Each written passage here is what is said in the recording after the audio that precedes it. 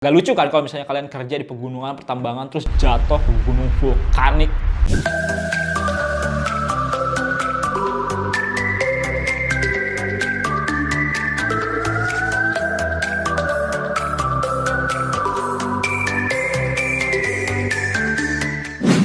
Balik lagi bareng gue Erik di program Shopedia dari Workshop. Seperti biasa, di program Shopedia ini kita bakalan ngebahas tentang teknis reparasi sepatu. Gak cuma reparasi aja sih, bahkan ke teknis pembuatan sepatunya juga.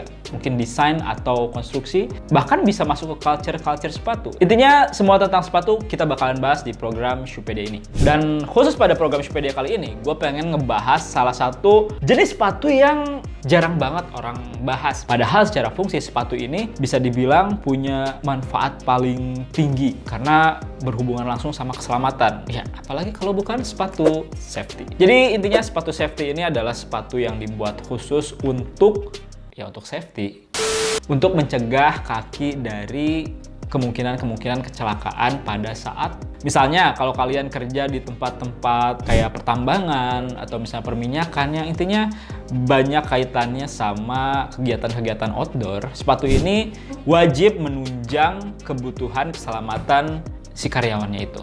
Contoh salah satu sepatu safety yang paling banyak digunakan di dunia kerja itu biasanya Timberland, ada Caterpillar, ada juga Crispo, ada juga Goodyear, ya macem-macem, banyak banget. Intinya sepatu safety ini adalah sepatu yang punya standar khusus. Apa aja sih standar khususnya? Biasanya mulai dari uppernya yang tebal banget. Jadi upper dari sepatu safety ini bisa terbuat dari kulit sintetis, bahkan dari fabric atau bahan tekstil ya. Tapi dengan catatan bahan tekstilnya juga harus yang tebal banget. Biasanya kalau di sepatu Timberland atau Caterpillar, mereka pakai material upper sejenis kulit atau sintetis itu yang tipenya nabak kayak gini. Salah satu keunggulannya adalah permukaan nabak yang tidak terlalu berpengaruh terhadap air, nggak kayak suede. Jadi kalau suede kan kena air dikit warnanya berubah, bahkan bisa mempengaruhi durabilitas materialnya itu sendiri. Jadi nabak ini semi water resist lah kalau misalnya di bagian upper terluar.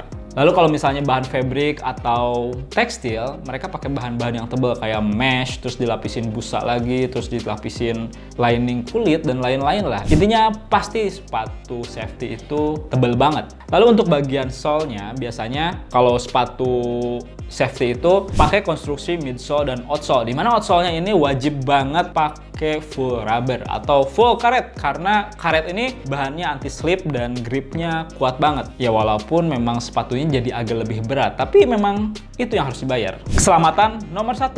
Kalau ngunggulin kenyamanan, ya pakai sneaker aja lah.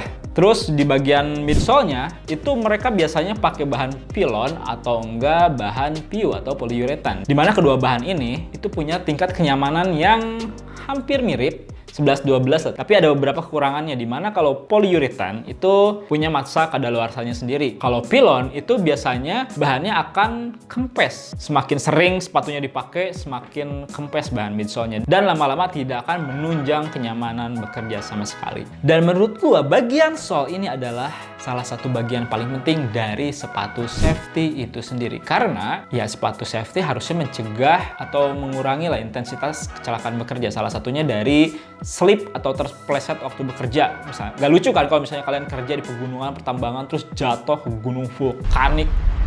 Ya, intinya sole itu penting. Dan menurut gua, salah satu cara buat mempertahankan kekuatan sole ini adalah dengan menggunakan sepatu itu berulang-ulang. Maksudnya sering dipakai lah, nggak banyak didiamin. Apalagi buat sepatu kalian yang midsole-nya berbahan polyurethane tadi ya. Karena keselamatan itu penting banget, men. Ya gimana enggak kan? Maksudnya bahkan beli sepatu safety ini bisa dibilang investasi buat masa depan. Nggak cuma sneaker aja. Jadi ketika kita pakai sepatu safety yang proper waktu bekerja, kita ya seenggaknya bisa mengurangi angka kecelakaan kerja lah atau hal-hal yang tidak diinginkan lainnya. Jadi lumayan kan? Bisa menghemat biaya rumah sakit yang dipotong dari membeli sepatu safety gitu.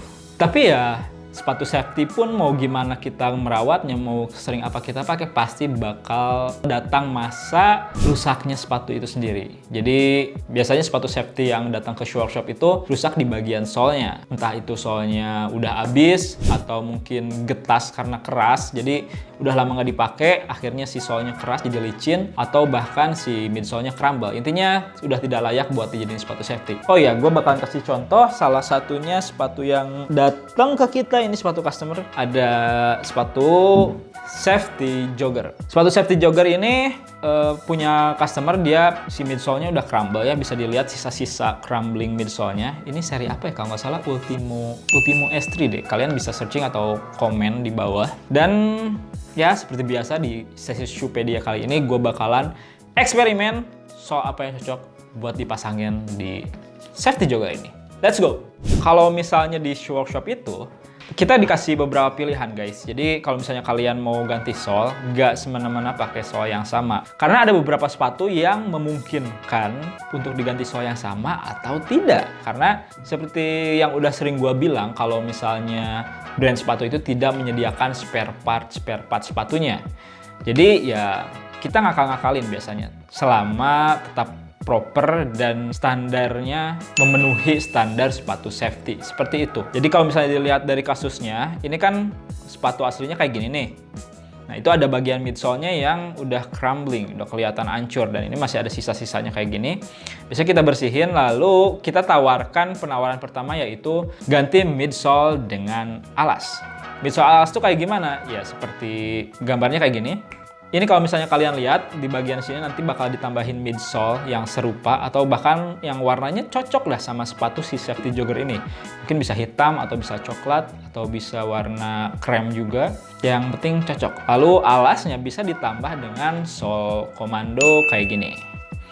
Nah, sole komando ini adalah salah satu sole yang cukup apa ya, bisa dibilang best sellernya di shoe workshop juga buat sepatu-sepatu outdoor dan sepatu safety, karena memang bahannya full rubber dan gripnya kuat banget gitu. Jadi kalau misalnya kalian pakai sepatu ini dipasangin sole yang ini, itu nggak licin. Mau kalian berjalan di pegunungan seperti apapun tidak licin karena solenya sudah water resistance dan juga oil resistance. Oh iya, bahan sole Life and Passion ini full rubber seperti yang udah gue bilang tadi. Jadi tidak jadi penghantar listrik, tetap aman buat teman-teman yang kerja di kayak PLN dan lain-lain. Intinya pembangkit listrik tetap aman. Pokoknya proper deh. Jadi kalau misalnya kalian penasaran afternya kayak gimana, kurang lebih kayak gini nih, gue kasih lihat visualnya. Nah, kayak gitu.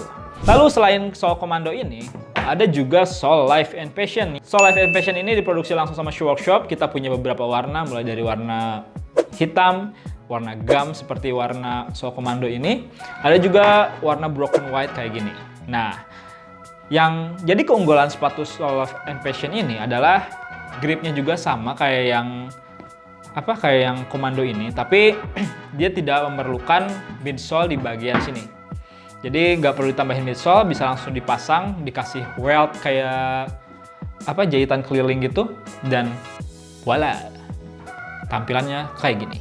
Harganya berapa bang? Buat sole Life and Passion dan sole komando ini harganya 275.000, tapi itu belum termasuk midsole ya. Jadi ada penambahan harga midsole dan juga ada bahan lapisan kulit kalau memang diperlukan. Ada yang lebih murah nggak? Ada. Jadi kita punya sole, ini jenisnya kapsol ya, atau sole mangkuk yang punya midsole dan outsole sekaligus. Jadi bergabung gini. Ini namanya sole DR251, salah satu sole best seller juga di kita. Dan nah, bisa dilihat kan, ini cocok banget, warnanya nyambung dan juga solnya sudah standar sole sepatu safety. Bahannya TPR, jadi bahan campuran karet dan juga plastik, tapi durabilitasnya tidak bisa diragukan. DR251 ini ada juga sole, kalau di Shoe Workshop ini kita sebutnya sole Texas karena kita nemunya di Texas. Jadi sole Texas ini salah satu alternatif dari sole DR251. Sole yang ini kekurangannya mungkin lebih berat dibandingkan sole yang DR251, tapi gripnya lebih kuat. Biasanya kalau customer kita yang pakai sole ini, itu sepatu-sepatunya sepatu kayak sejenis sepatu taktikal kayak Parabellum gitulah, atau sepatu Delta dan lain-lain. Oh iya, buat kalian yang pengen sole yang mungkin agak premium ya, dan karena pengen ngejar kualitas yang lebih baik, yang lebih proper, kita juga menyediakan sole Vibram yang bisa dipasangkan dengan sepatu safety jogger ini. Jadi ada beberapa sole Vibram kayak gini. Ini katalognya. Bisa kalian kunjungi dengan ngeklik link yang udah gua taruh di bawah. Dan kalian bisa pilih berbagai jenis sole yang bisa diaplikasikan dengan sepatu kalian. Tinggal langsung klik, konsultasikan dengan customer service kita. Ya, intinya seperti itu.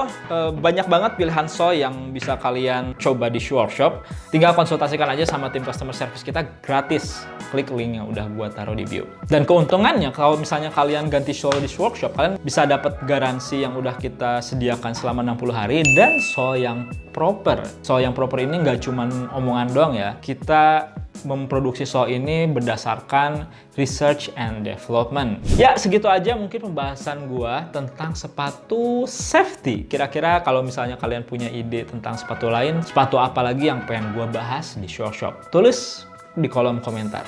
Jangan lupa subscribe channel kita dan nyalakan lonceng notifikasinya supaya kalian gak ketinggalan video-video baru dari kita. Like dan share video ini jika bermanfaat. Gue Erik pamit undur diri, sampai ketemu di video Shupedia berikutnya. Adios.